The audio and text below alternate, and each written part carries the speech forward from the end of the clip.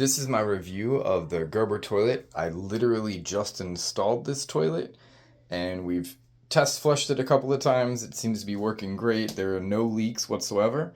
There's a couple of things that I wanted to show you that I thought was kind of nice.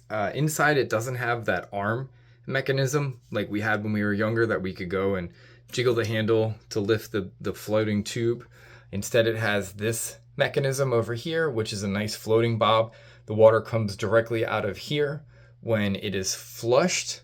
So we'll do that real quick so you can see how it fills.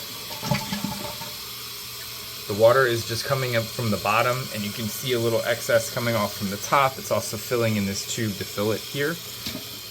Down here in the toilet. Once again, brand new toilet just installed. It fills up quite quickly.